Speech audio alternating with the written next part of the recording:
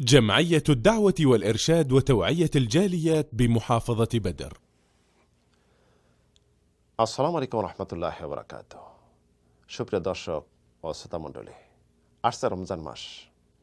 যারা ডায়াবেটিসে আক্রান্ত, বিশেষ করে যাদের ইনসুলিনের বিশেষ প্রয়োজন, তো ইনসুলিন নিতে হচ্ছে, শরীরে পর্যাপ্ত ইনসুলিন হচ্ছে না, যেটি গুরুত্বপূর্ণ একটি হরমোন, যেটি আমাদের শরীরের গ্লুকোজ এটি নিয়ন্ত্রণ করে।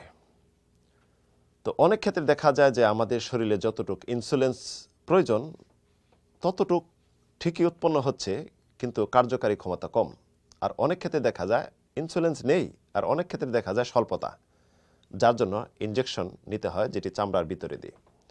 তো অনেক ক্ষেত্রে ডায়াবেটিস রোগীরা দেখা যায় দিনে কয়েকবার নিতে হচ্ছে। তো তাদের ক্ষেত্রে রোজার বিধান কি? ইনসুলিন বিষয়টি আমাদের খেয়াল করতে হবে। এটি কোনো খাদ্য দ্রব্য বা এটা পানীয় দ্রব্য এমন কিছু নয় যেটি খাদ্যর ঘাটতি বা এই পানীয় ঘাটতিটা পূর্ণ করব শরীরে, এটি নয়। তো মূলত এটা চিকিৎসা হিসাবে আমরা যেটা গ্রহণ করতেছি। তো এই ক্ষেত্রে সর্বজনের যেটা ফতোয়া সেটি হলো ইনসুলিন যেটা আমরা নিয়ে থাকি, এই ইনসুলিন নিলে রোজা ভাঙবে না, একজন রোজাদার ইনসুলিন নিতে পারবে।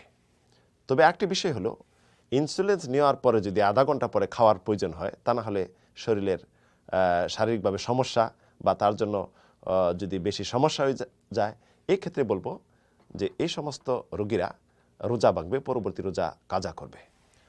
আর ডায়াবেটিস রোগীরা আক্রান্ত যারা, খাবার উপর যাদের বেশি নির্ভরতাশীল, তো রমজান মাসে তাদের উচিত হবে ইফতার যথাযথ সময় করবে, মাঝখানে আবার খাবার খাবে, সেহরিটা একদম শেষ পর্যায়ে খাবে।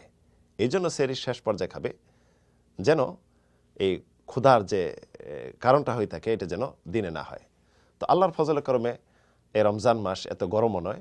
ইনশাআল্লাহ যারা ডায়াবেটিস আক্রান্ত রয়েছেন, ইনসুলিন যাদের প্রয়োজন রয়েছে, ইনসুলিন তো নেবেন। আর খাদ্যর ঘাটতির জন্য যাদের সমস্যা হয়ে থাকে, তারা ইনশাআল্লাহ এই রমজান মাস খুব সহজে রাখতে পারবেন।